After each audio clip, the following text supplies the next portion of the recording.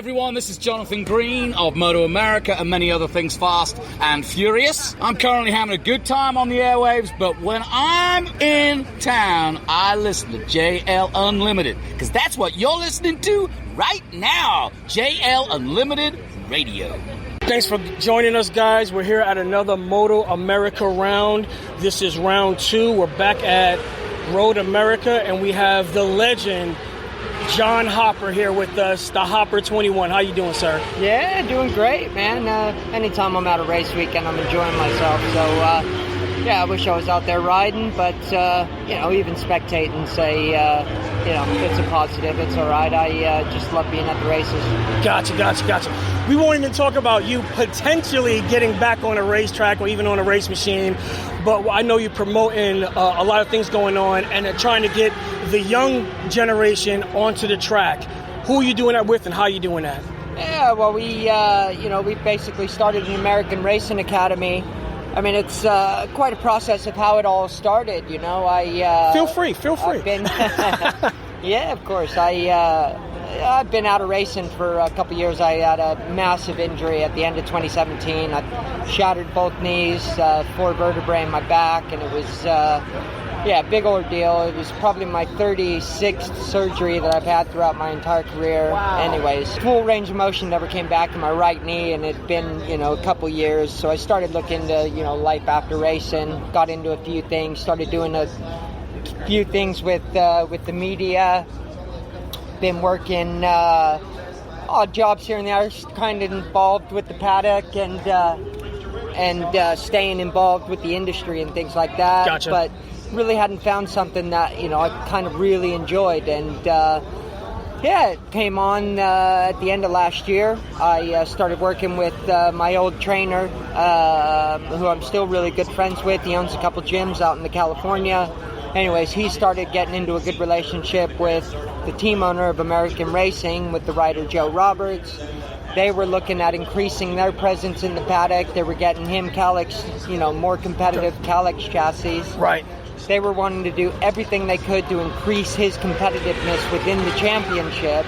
And one of the biggest things that you can do nowadays, especially, is bringing on a rider coach who's out there 24/7 looking at the track, has been there, experienced, so forth.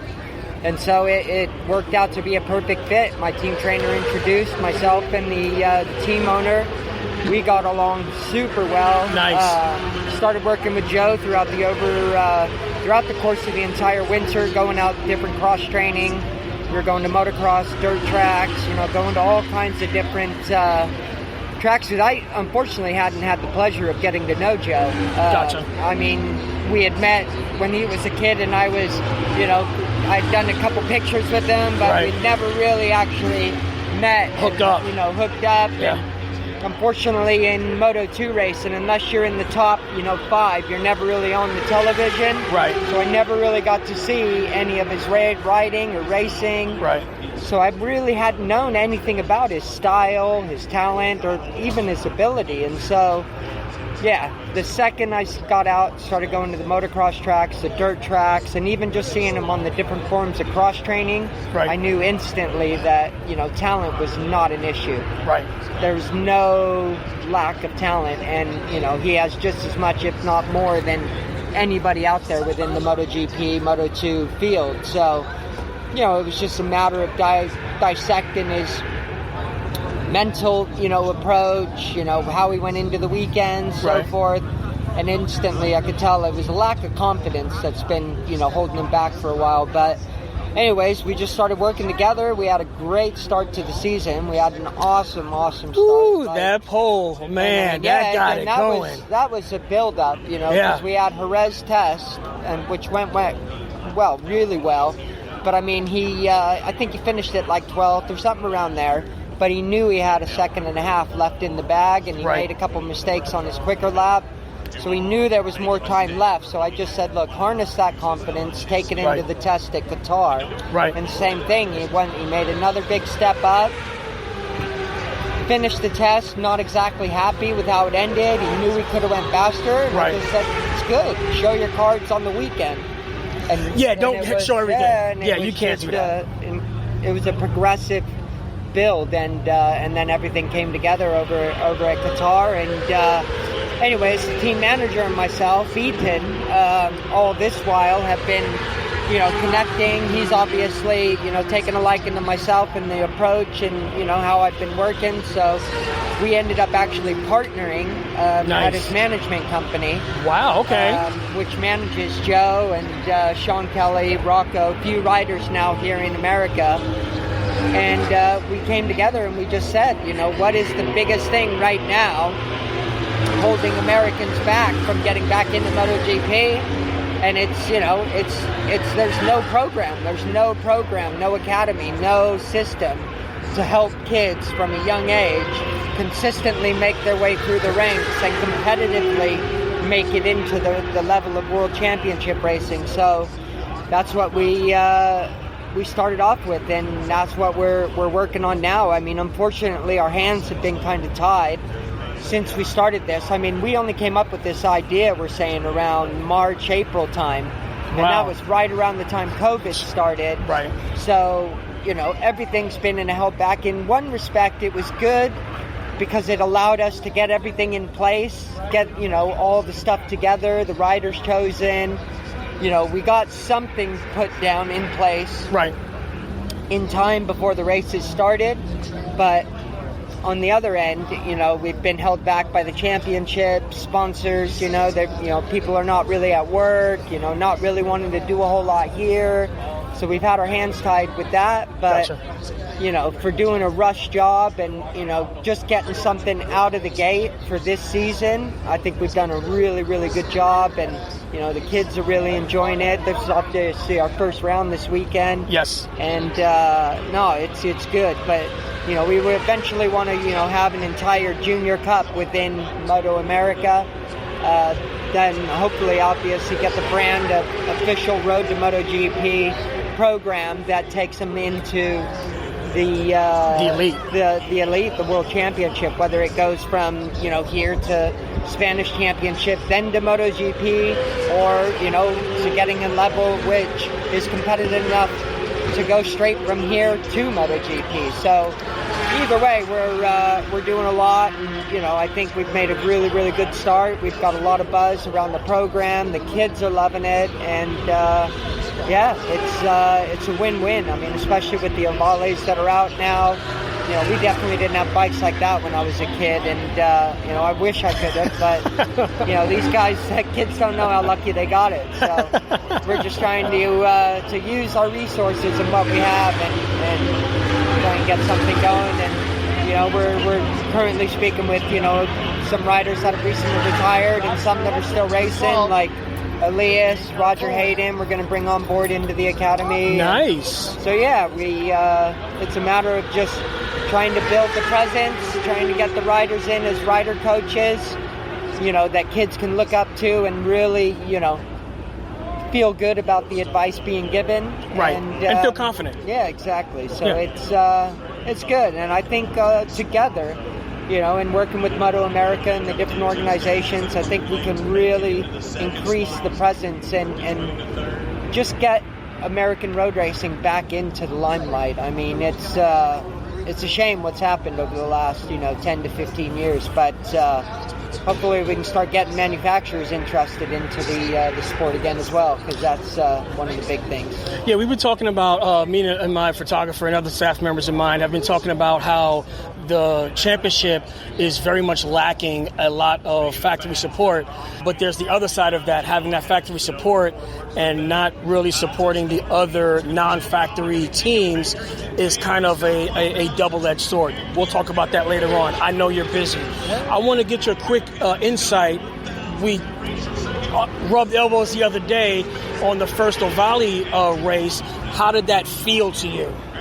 It was great. I thought it was a great impression. We had loads of attendance. I think they had a really good weekend, a good opening round. The kids loved it. I mean, you had a lot of the Superbike guys came down and watched. A lot of the riders, they felt really special, and that's what it's all about, man. I remember being a kid, and some of my greatest childhood memories were, going to exhibition races that were being held at, World Superbike races or the AMA Superbike races. And those were when, you got to feel like a really big deal. And it was good. I think they handled the schedule really good. They did a really good job with holding it later in the day so that nothing was really conflicting. Right. Yeah. So that the not only the paddock, but, the riders and, like I said, every one of the Superbike guys could come down and watch, and the kids just made them feel good, made them feel like, quite a big deal having such, a good attendance. So I thought it was a good kickoff, and I think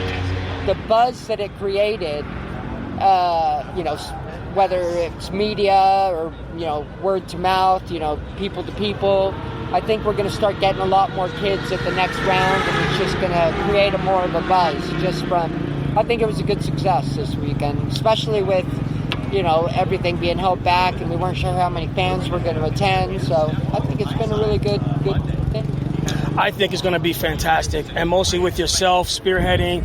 I kind of had an ear on to when you was helping out Kayla, and me and Kayla's dad is talking about potentially her daughter and my daughter kind of working together and getting her in there. She's only 9 right now. That's cool. But, she saw me race for the first time just this year, right before COVID hit, and she's kind of like, I'm all in, Dad. I want to be just like you. So literally I'm designing a suit that me and her can actually match with. That's cool, yeah. So, just to have that on deck and then to have you potentially there at whatever round it is, I think that'll be fantastic. And then, like I said, just try and keep progressing and, build up from there. And I think that's the plan. And, the more excitement and more attendance, more media we get behind it, it's just going to create more and more attention. And, at the end of the day, if we keep increasing everything, the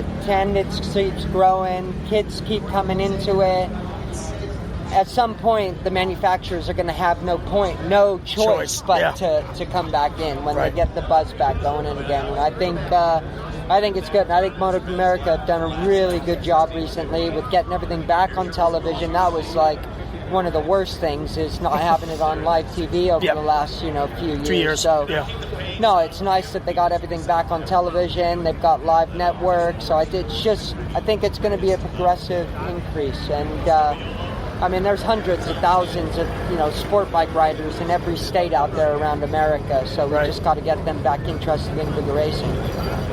John, I want to thank you so much for elaborating so eloquently. No worries. You have always been a great ambassador to the American Motorcycle Association committee.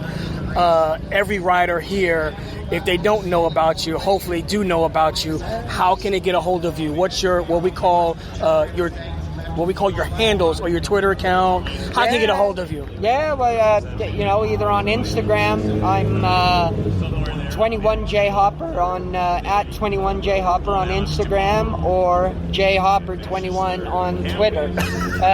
Unfortunately, make sure you get that right. So jhopper21 for Twitter and at 21jhopper for Instagram. But no, and then we have the American Racing Academy Twitter account, which I myself and my partner Eaton manage, and we actually got a new one working with us, Cecilia, and then we got the American Racing Team Twitter account, which Tim over here he manages. So it's quite easy to get in touch with us, whether you're someone that's wanting to compete or looking to support. Definitely will do. John, once again, I want to say thank you so much for having us, or for me having you. I don't know how that works. But hopefully we'll be able to follow you a little bit later on in the season, see how things are going, and definitely feel free to follow us at any time. But make sure you guys follow MotoAmerica at MotoAmerica.com. Make sure you watch on FS1, FS2, Fox Sports 1, Fox Sports 2, Twitter account, MotoAmerica.com, and make sure you follow us at JLUnlimited.com. Talk to you guys later.